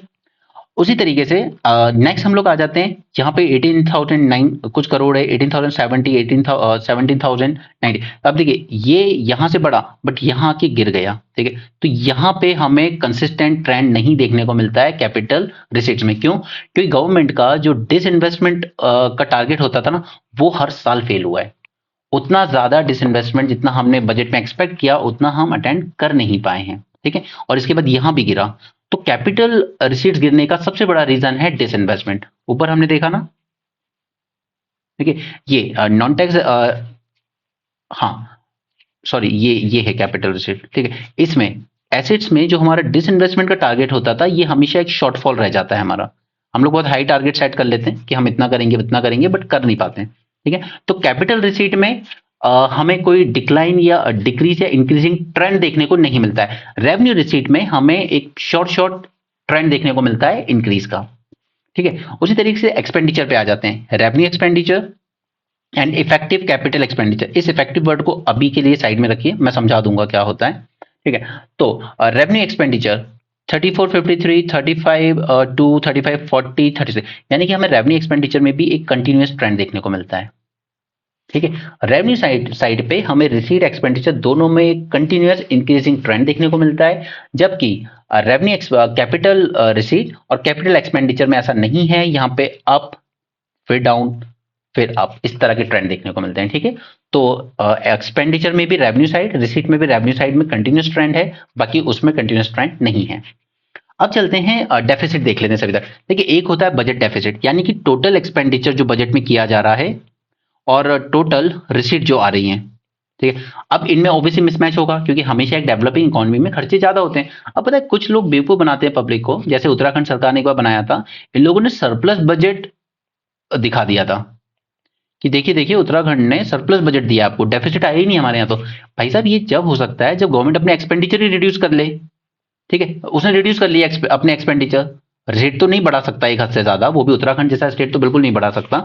एक्सपेंडिचर ही कम कर दो, नहीं बना रहा मैं न्यू स्कूल, ठीक है, नहीं बनाना मुझे न्यू गवर्नमेंट कॉलेज, नहीं बनाना मुझे कोई न्यू गवर्नमेंट हॉस्पिटल, तो मैंने अपना एक्सपेंडिचर ही डिक्रीज कर दिया, तो मैं दिखा ही सकता हूँ तो सरप्लस बजट। बट ये शेमफुल बात होती है सरप्लस बजट दिखाना इज वेरी शेमफुल थिंग। यानी कि आपके स्टेट में सब कुछ डेवलप हो चुका है, चारों तरफ दूध की नदियां बह रही हैं, कोई दिक्कत नहीं है, तो मैंने अपने खर्चे ही नहीं है, अब मेरे कोई खर्चे ही नहीं है, सब कुछ अचीव कर लिया मैंने। तो ऐसा कभी नहीं होता है डेवलपिंग इकोनॉमी में, डेवलपिंग छोड़िए डेवलप में भी नहीं होता है। ठीक है, तो ये हमेशा डेफिसिट में रहेगा। अब क्योंकि डेफिसिट है तो गवर्नमेंट एक्स्ट्रा खर्चा कहां से लाएगी, रिसीट तो कम आई है, एक्सपेंडिचर ज्यादा है, कहां से लाएगी, मोनेटाइजेशन के थ्रू। ठीक है, यानी कि आरबीआई को कहा जाता था न्यू करेंसी प्रिंट करके दे दो हमें, इतना डेफिसिट है, और इसको हम लोग फिर पब्लिक में बांट देंगे। ये अबेंडन कर दिया गया 97 में। क्यों? क्योंकि अगर गवर्नमेंट न्यू करेंसी प्रिंट करके दे भी देगी ना, उसके बाद फिर गवर्नमेंट उसको पब्लिक में अलग अलग स्कीम के थ्रू भेज देगी, तो मार्केट में मनी सप्लाई बढ़ जाता था। और मैंने आपको अभी तक इकोनॉमी में जितना सब पढ़ाया है प्रीलिम्स में, उसमें बताया है मनी सप्लाई बढ़ेगा तो इन्फ्लेशन बढ़ेगा, सबके हाथ में पैसा आ गया। ओके, सब डिमांड करने लगेंगे, लाओ हमें ब्रेड दो, हम 20 देंगे, हम 25 देंगे, हम 40 देंगे, राइट, इस तरह की चीजें हो जाती हैं। तो ये फिर गवर्नमेंट ने 90 आरबीआई ने 97 में अमेंड कर दिया कि मैं डेफिसिट मोनेटाइजेशन को जैसा कोई काम नहीं करूंगा, मैं न्यू करेंसी प्रिंट नहीं करूंगा। ठीक है, तो फिर अब इसकी भरपाई कहां से करें? इसकी भरपाई की जाती है वेस एंड मीन्स एडवांसेस से। अगर प्रीलिम्स रिवीजन सीरीज में एनरोल हो तो ये भी मैंने आपको बता दिया था कि ये क्या होते हैं, वेस एंड मीन्स एडवांसेस। ठीक है, आरबीआई एक्ट 1934 के अंडर में दिए जाते हैं, 90 डेज के लिए बोरो कर सकती हैं, और इस पे जो इंटरेस्ट लगता है वो रेपो रेट के बराबर होता है। ठीक है, आप में से जो एनरोल है उन्होंने पढ़ा था, अभी 2 दिन पहले ही पढ़ा है हमने। इसके बाद आता है नेक्स्ट हमारा फिजिकल डेफिसिट, जो कि सबसे इंपॉर्टेंट। फिजिकल डेफिसिट होता है हमारा total expenditure minus total receipt. Okay, but excluding the boring part. अब बोरिंग पार्ट मैंने ऊपर आपको दिखाया, कितना परसेंट बोरो करते हैं हम, 28%, राइट। इस 28% को एक्सक्लूड कीजिए, यानी कि अगर 100 रुपीज एक्सपेंडिचर था, ठीक है, और 100 रुपीज ही मेरे रिसीट है, लेकिन ये जो मैं रिसीट लाया हूं ना, अलग अलग टैक्स नॉन टैक्स रेवेन्यू, उसमें मैं कुछ रेस करके भी लाया हूं इंटरनल एक्सटर्नल लोन के थ्रू, तो इसमें से ये 28% माइनस कीजिए, इसको एक्सक्लूड कीजिए। यानी कि मैं बताऊंगा कि मेरी जो रेवेन्यू रिसीट्स हैं यहाँ पर, ठीक है, रेवेन्यू रिसीट्स जो है मेरी, वो सिर्फ 70 कितना बच जाएगा, 72%। ठीक है, 72 रुपीज है मेरी रेवेन्यू रिसीट। ओके, बोरोइंग्स को एक्सक्लूड करना पड़ेगा, उसके बाद बताइए कि आपकी इनकम कितनी हुई है, आपकी रिसीट कितनी आई है, उसको फिर टोटल एक्सपेंडिचर में से माइनस करेंगे तो हमारा निकल के आता है फिजिकल डेफिसिट। क्लियर है, यहां तक याद रहेगा? ठीक है, इस 2025-26 तक एफआरबीएम एक्ट में गवर्नमेंट ने टारगेट रखा है कि हम इसको 4.5% तक ले आएंगे। अभी कितना है यहाँ पे देखा ना हमने, 5.1 है अभी। ठीक है, इसको और रिड्यूस करके 4.5 तक ले आएंगे। ये हो गया हमारा फिजिकल डेफिसिट। ठीक है, एक्सक्लूडिंग दी बोरिंग। बोरिंग हटाइए, ये कोई आपकी इनकम नहीं है, ये तो आपको चुकानी पड़ेगी, और इन पे तो आपको इंटरेस्ट भी पे करना पड़ेगा, तो इसको इनकम नहीं मानेंगे। इनकम सिर्फ ये बताइए जो बाकी के 72 रुपीज आपकी इनकम है। क्लियर? नेक्स्ट है रेवेन्यू डेफिसिट। ये सिंपल है, revenue expenditure minus revenue receipt, यानी रेवेन्यू के थ्रू आपने कितना पैसा रेज किया है और रेवेन्यू टाइप के एक्सपेंडिचर पे ही कितना खर्चा कर रहे हैं, जैसे कि आपकी सैलरी पेंशन वगैरह, इस तरह की ऊपर जो हमने कैटेगराइजेशन देखा। अब गवर्नमेंट ने पहले कहा था कि इस एफआरबीएम एक्ट में कि हम इस रेवेन्यू डेफिसिट को जीरो तक लाएंगे। ठीक है, जीरो कर देंगे, एलिमिनेट कर देंगे पूरी तरीके से, लेकिन ये हुआ नहीं। उस टाइम फाइनेंस मिनिस्टर थे मिस्टर चिदम्बरम, उन्होंने कह दिया यार इसको तो जीरो नहीं कर पाएंगे, एक काम करते हैं हम इसकी थोड़ी डेफिनेशन बदलते हैं, हम रेवेन्यू डेफिसिट को जीरो नहीं करेंगे, हम इफेक्टिव रेवेन्यू डेफिसिट को जीरो करके दिखाएंगे। तो अब ये इफेक्टिव रेवेन्यू से इनका क्या मतलब था? तो मिस्टर चिदम्बरम ने कहा कि देखिए हम लोग कुछ ग्रांट भी तो देते हैं ना स्टेट गवर्नमेंट को फॉर एसेट क्रिएशन, कि लीजिए हाईवे बना लीजिए, लीजिए स्कूल्स बना लीजिए, कॉलेज बना लीजिए, सेंट्रल यूनिवर्सिटी खोल देते हैं जैसे तेलंगाना में खोली अभी। ओके, तो स्टेट्स को जो पैसा दिया गया है एसेट क्रिएशन के लिए, वो हम इस ऊपर वाला जो रेवेन्यू डेफिसिट है इसमें से माइनस कर दो, तो आ जाएगा हमारा effective revenue deficit. Okay, revenue deficit minus grant to state for asset creation, ये हो जाएगा मेरा इफेक्टिव रेवेन्यू डेफिसिट, और इसको हम एलिमिनेट करेंगे, इसको हम जीरो पे लाएंगे। ठीक है, मतलब गवर्नमेंट ने गोल पोस्ट ही बदल दिया, गोल नहीं कर पाए तो गोल पोस्ट ही बदल दो। इसके बाद आता है primary deficit. Primary deficit is physical deficit निकालिए ऊपर। ठीक है, ऊपर हमने फिजिकल डेफिसिट देखा, उसमें से इंटरेस्ट पेमेंट माइनस कर दो। इंटरेस्ट पेमेंट वो जो 20% थी ऊपर शुरू में दिखाई दी ना, 20% इंटरेस्ट पेमेंट में हमें पे करना पड़ता है, क्योंकि देखिए उसमें गवर्नमेंट क्या कहती है कि यार ये हमारे कंट्रोल से बाहर है ना, ये तो पिछले साल हमने रेज किया था लोन, उस पर इंटरेस्ट पे करना है, हमें ब्याज देना है, तो इसमें तो हमारे हाथ बंधे हो गए, ये तो हमें देना ही पड़ेगा, तो इसको क्यों कंसिडर कर रहे हो? ये तो पिछले साल का खर्चा है जो हैंगओवर चल रहा है यहाँ तक। ठीक है, ये नशा उतरा नहीं है हमारा पिछले साल का। तो primary deficit is physical deficit minus interest payment, ये 20% हम लोग इंटरेस्ट पेमेंट जो हमें पे करना पड़ता है वो माइनस कर दो फिजिकल डेफिसिट। मैं आपको नंबर्स के थ्रू समझाता हूँ। मेरा एक्सपेंडिचर कितना था, 100 रुपीज, ठीक है, और रिसीट भी मैं मान लेता हूँ 100 रुपीज, लेकिन इस 100 रुपीज में से मैं 28 रुपीज लेकर आया था बोरिंग के थ्रू, ठीक है, बोरो करके लाया था, राइट। एक्सपेंडिचर में से मेरे 100 रुपये अगर एक्सपेंडिचर जा रहा तो 100 में से 20 रुपीज तो इंटरेस्ट पेमेंट में चला जाएगा, ठीक है। ये तो गवर्नमेंट ने खुद ही आंकड़े दिए ना कि रिसीट साइड पे मैं 28 रुपये लेके आया हूं बोरोइंग से, और एक्सपेंडिचर साइड से मेरे 20 रुपये चले जाते हैं सीधे सीधे इंटरेस्ट पेमेंट में, राइट।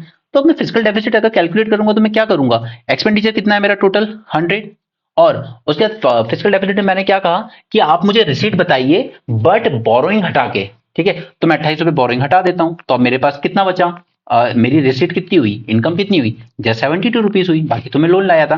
तो जब हम लोग टोटल एक्सपेंडिचर में से टोटल रिसीट एक्सक्लूडिंग दी, यहां पे लिखिए total receipt,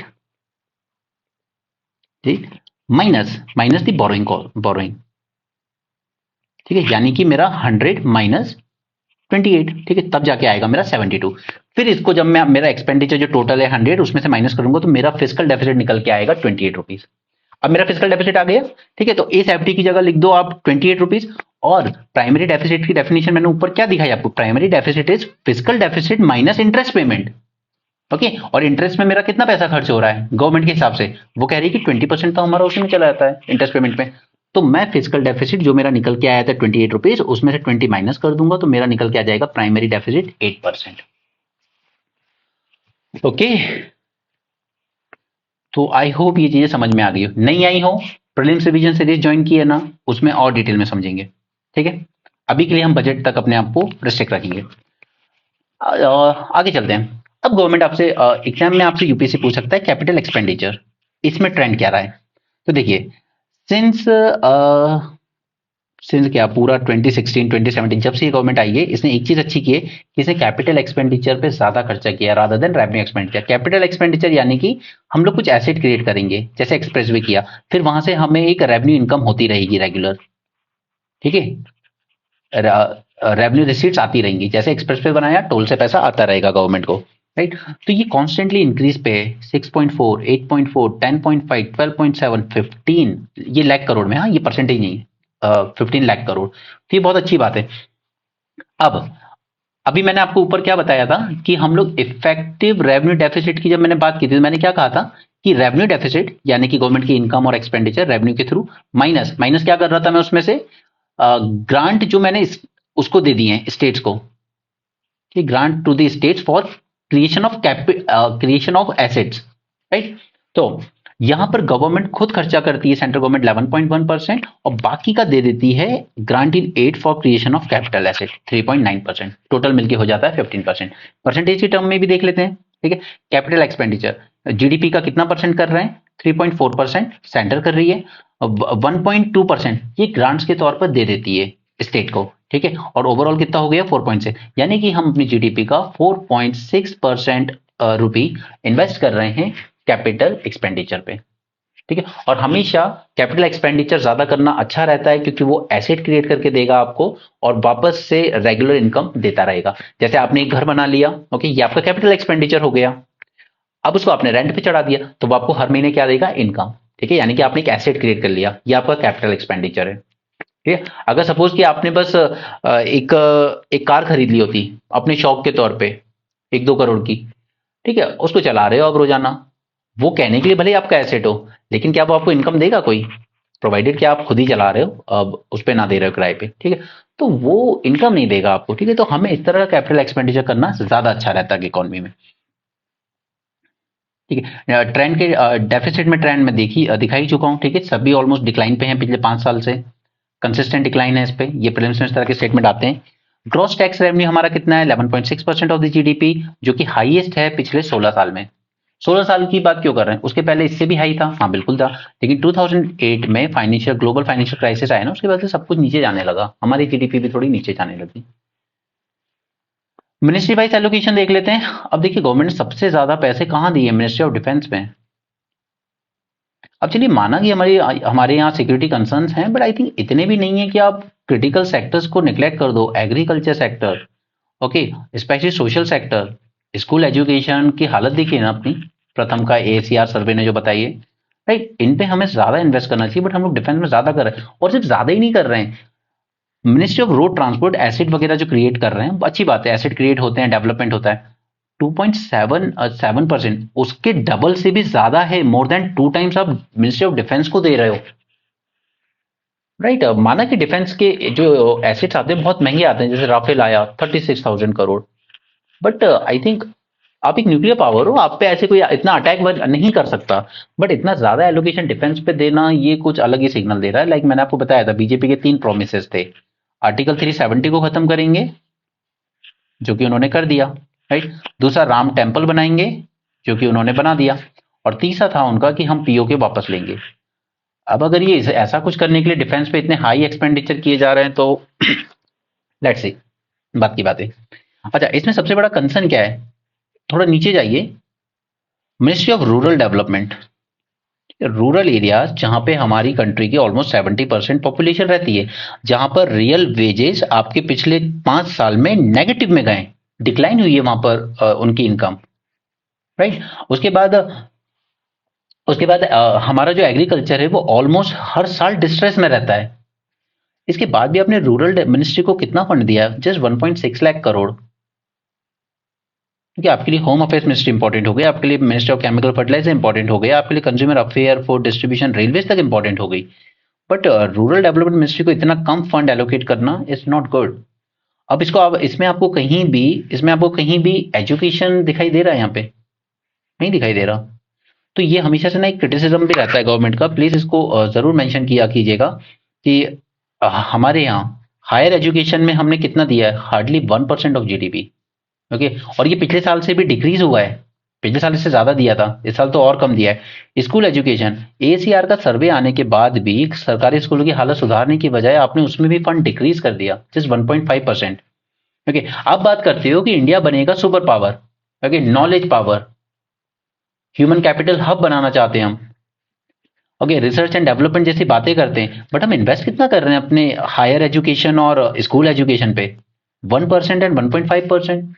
GDP research and development में हम 0.6% स्पेंड करते हैं सिर्फ। इसराइल जैसी कंट्री भी 6% इन्वेस्ट करती है, साउथ कोरिया 4% इन्वेस्ट करता है, कि चाइना भी हमसे ज्यादा करता है, वो भी 4% करता है। और चाइना की जीडीपी कितनी है? हमसे 6 टाइम्स ज्यादा। उसका 4% हमारे 10% से भी ऊपर होगा।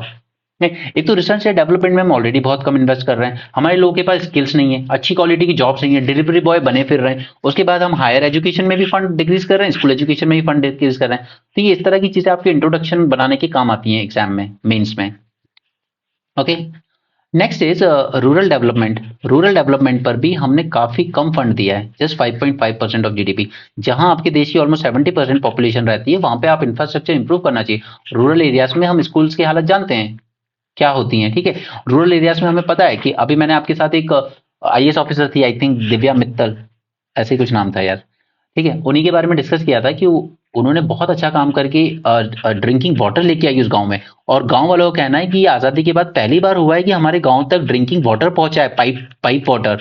हम लोग टैंकर्स पे डिपेंड होते थे। जब उस लेडी का ट्रांसफर हुआ आईएएस का, लोगों ने फूल से बारिश की, ठीक है, फूल बिछा दिए थे उनके गाड़ी के आगे, ठीक है, इतना प्यार किया उनको।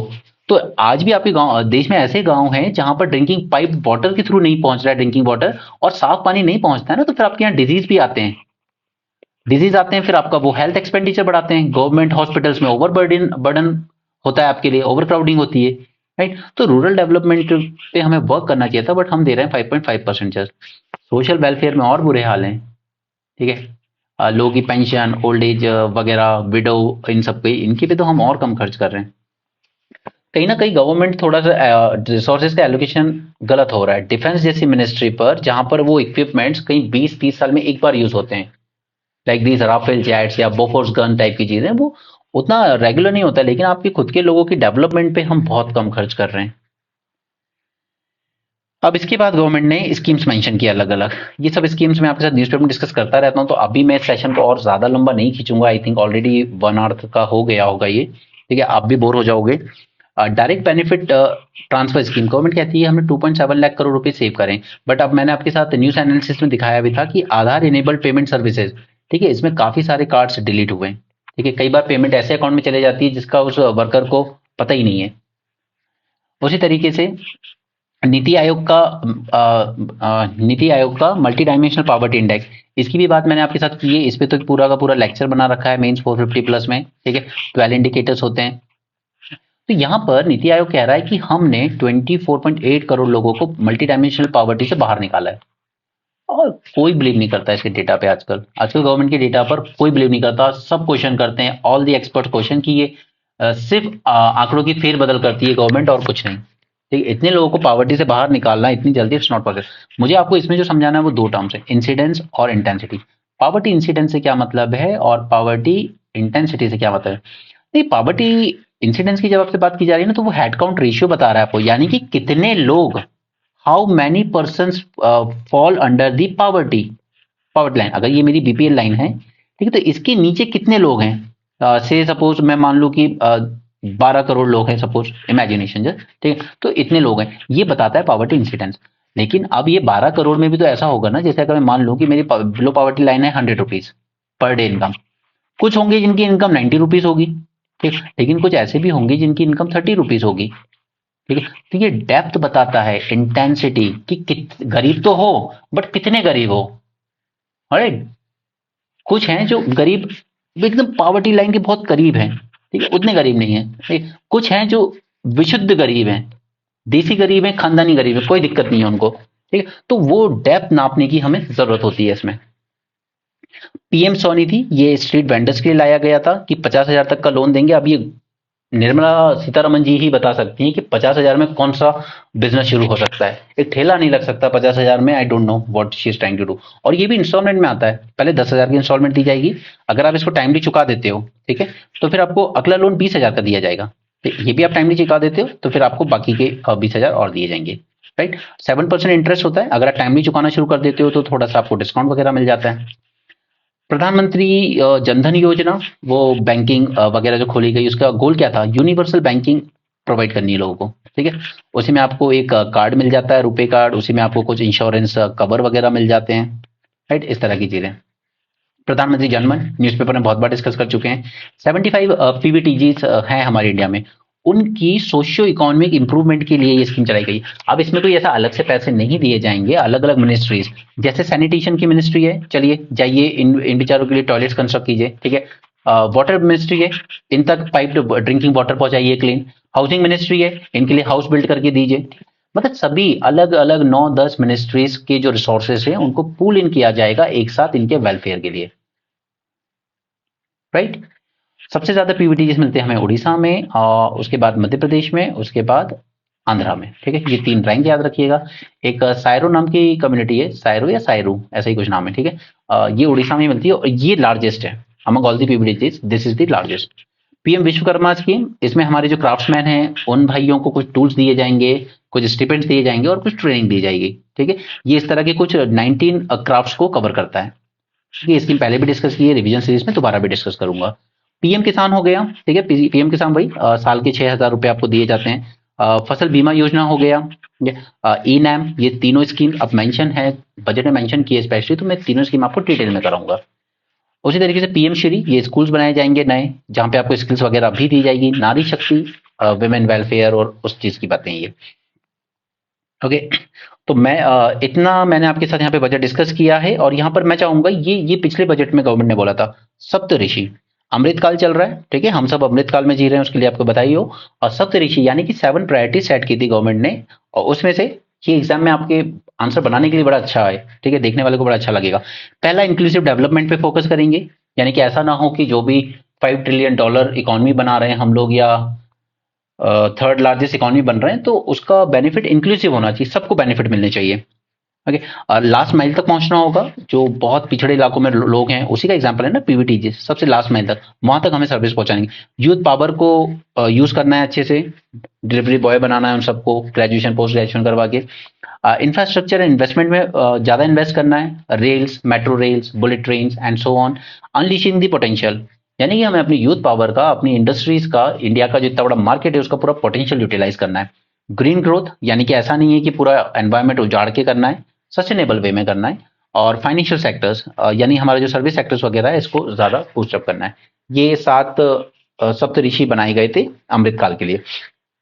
ये पिछले बजट के हैं, इस बजट का नहीं है, बट ये है अच्छा, थोड़ा सा आंसर को अच्छा बनाएगा आपके।